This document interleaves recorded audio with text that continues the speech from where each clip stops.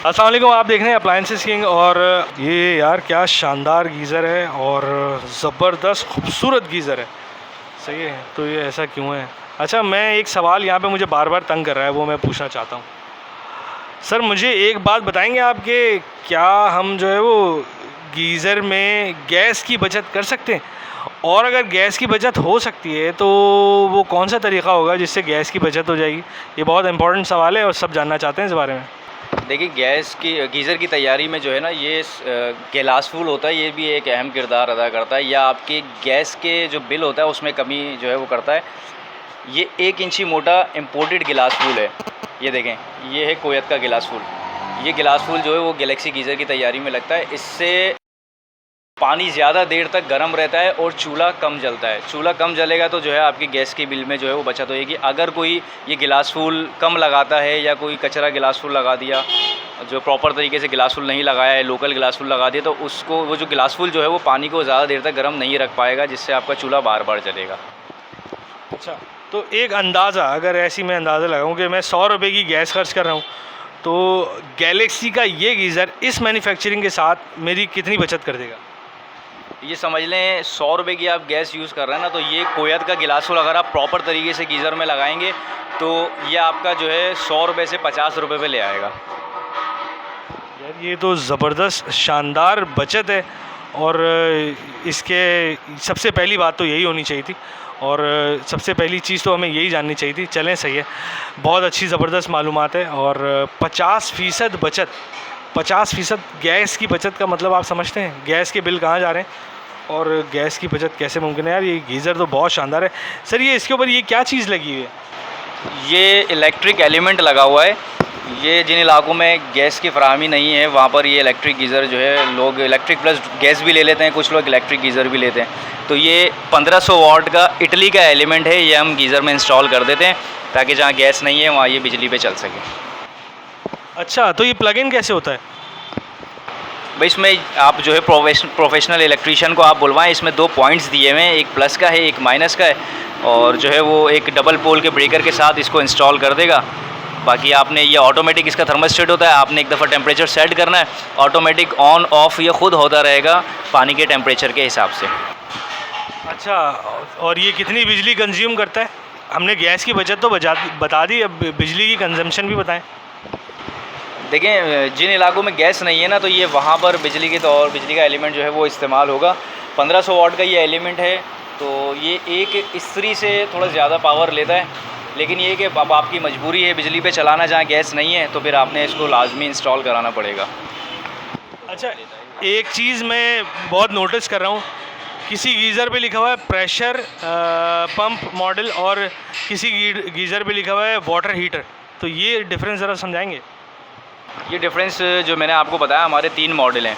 एक तो हमारा है स्टैंडर्ड मॉडल। स्टैंडर्ड मॉडल पे जो है ना वो सिर्फ गैलेक्सी वाटर हीटर लिखा हुआ है, ठीक है। बाकी इसके अलावा जो है वो प्रेशर पंप के जो मॉडल हैं वो मैंने आपको बताया था कि 10 गेज और 8 गेज के होते हैं, जो प्रेशराइज्ड गीज़र होते हैं। बिल्डिंग का प्रेशर या प्रेशर पंप का जो पानी का थ्रू का प्रेशर होता है वो बर्दाश्त करते हैं। तो ये प्लेटिनम और हैवी ड्यूटी पे जो है वो हम प्रेशर मॉडल की प्लेट लगाते हैं, और ये जो गैलेक्सी वाटर हीटर है ये स्टैंडर्ड मॉडल है। हम यहाँ पर मौजूद हैं, यहाँ पे गैलेक्सी गीज़र की मैन्युफैक्चरिंग हो रही है जनाब, तो बड़ी शानदार हो रही है, बड़ा बहुत सारा काम चल रहा है यहाँ पे। और ये सिर्फ मैं एक हिस्से में मौजूद हूँ, इसके दूसरे हिस्से में भी मैन्युफैक्चरिंग का काम जारी है। सही है, तो एक बार फिर बात करेंगे। हमारे साथ भाई मौजूद हैं जो हमें पूरा ब्रीफ कर रहे हैं, और सेल्स एग्जीक्यूटिव हैं यहाँ के, तो हमें इस तरीके से बहुत ज़्यादा अच्छी मालूमात मुहैया कर रहे हैं। सही है, तो सबसे पहले तो मैं इनसे गेज का सवाल कर लेता हूँ। ये लोग बहुत ज़्यादा जानना चाहते हैं कि पतला गेज, मोटा गेज कहाँ पर ज़रूरत है, पानी की इस्तेमाल की वजह से या मुज़ाफ़ाती इलाके की वजह से या ठंडे इलाके की वजह से, वही चक्कर क्या है ये? सर ये चक्कर क्या है, गेज की क्या स्टोरी है ये, मैं कैसे समझूँ इसको? देखिए, गेज का ये हिसाब होता है, या ये देखें, अक्सर लोगों के, जैसे मैंने पहले भी बताया कि मीठा पानी होता है, तो मीठे पानी पे तो 16 गेज भी अगर लगाएंगे ना, 16 बाई 14 गेज, तो ये भी अच्छा खासा चल जाता है। लेकिन अगर आपके बोरिंग का पानी है, खारा पानी है, जैसे डिफेंस साइड पे जो है वो टैंकर इस्तेमाल होते हैं, बोरिंग का खारा पानी इस्तेमाल होता है, तो वहाँ पर जो है वो ये वाला गेज चलता है। ये मोटा गेज होता है, 10 गेज। ये 10 गेज की शीट है। ये खारे पानी के लिए इस्तेमाल होती है। खारे पानी पे ये लॉन्ग लाइफ है। मीठे पानी पे तो वो जो मैंने 16 गेज आपको बताया वो भी जो है काफ़ी अर्सा चल जाता है। लेकिन अगर आप इसको मीठे पानी पे लगा देंगे तो ये समझ लें आपके 20-22 साल की जो है वो जान छूट गई। अच्छा, एक गीज़र की तैयारी में कितना अरसा लगता है? एक गीज़र की तैयारी में देखें, टंकी बनाने में तकरीबन आधे से पौन घंटा लगता है। फिर इसको जो है असेंबलिंग वगैरह में, पैकिंग वगैरह करने में आधा घंटा लगता है। ये समझ ले कोई 1.5-2 घंटे के अंदर ये गीज़र तैयार हो जाता है। अच्छा, ये गैलेक्सी जो कंपनी है इटसेल्फ, इसकी कितनी वारंटी देती है? देखें, गैलेक्सी गीज़र के अंदर हमारे पास जो है वो 3 जो है वो मॉडल हैं। एक तो आता है स्टैंडर्ड मॉडल जो कि 14 गेज है, उसकी हम 2 साल की वारंटी देते हैं। फिर आता है हैवी ड्यूटी मॉडल, उसकी हम 10 साल की वारंटी देते हैं। फिर एक और चीज़ है हमारे पास प्लेटिनम मॉडल 8 गेज, उसकी हम 15 साल की वारंटी देते हैं। मीठे पानी पे तो ये समझ लें अगर ये आपने गेज लगा लिए तो आपकी जान छूट गई लंबे अरसे के लिए। वैसे ये गेज ज़्यादातर बोरिंग के या खारे पानी के लिए इस्तेमाल किए जाते हैं। अच्छा, ये एक नॉर्मल प्रैक्टिस है हमारे यहाँ जो ना, वो पानी का प्रेशर कभी आता है तो बहुत ज़्यादा आता है और कभी आता है तो बहुत ही कम आता है, जैसे कि आप जानते भी होंगे।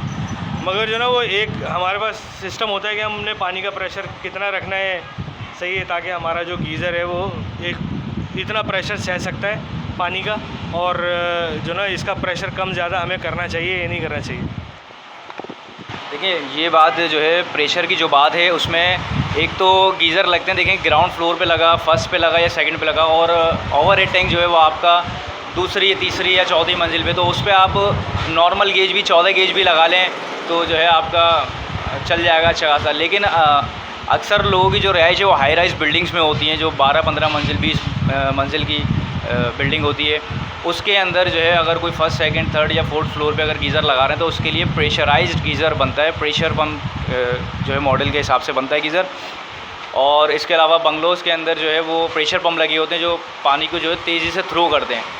उसमें भी जो है वो हैवी गेज का प्रेशर पम्प का मॉडल जो है वो इसमें लगता है ताकि वो प्रेशर को बर्दाश्त कर सके। अगर आप हाई राइज बिल्डिंग में या प्रेशर पम्प के ऊपर पतला गेज लगा देंगे, कहने का मकसद है 14 गेज लगा लेंगे, स्टैंडर्ड मॉडल लगा देंगे, तो प्रेशर को बर्दाश्त नहीं कर पाएगा और वो जल्दी लीक हो जाएगा।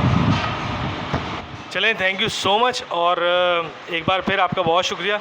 इतनी अच्छी, इतनी सही मालूमात गीज़र की तैयारी के हवाले से लेकर गीज़र के इस्तेमाल तक, और हमारे यहाँ जिस तरीके से गीज़र को इस्तेमाल किया जाता है वो सबको पता है जनाब। के पेचकस यहाँ घुमा दो और अंदर से इसको थोड़ा सा ऊपर कर दो और ऐसे कर दो, ऐसे कर दो जी, तो गीज़र ख़राब हो जाता है। गीज़र सस्ता आइटम नहीं है, गीज़र महंगा आइटम है और सीज़नल है, तो उसका जैसे आप इस्तेमाल करेंगे वो उतनी ज़्यादा पायदार और उतनी ज़्यादा अच्छी चलेगी। तो सबसे पहले तो आपका बहुत शुक्रिया, आपने इतनी अच्छी मालूमात फ़राहम की, और पाकिस्तान के लिए आप एक बहुत अच्छी कंपनी चला रहे हैं, उसके लिए भी आपका बहुत शुक्रिया। साथ साथ आपने इतनी अच्छी मालूमात दी कि इस्तेमाल कैसे हो और मैन्युफैक्चरिंग के हवाले से भी बताया, उसके लिए भी आपका बहुत शुक्रिया। हमारे चैनल को लाइक कीजिए, सब्सक्राइब कीजिए और देखते रहिए अप्लायंसेस किंग।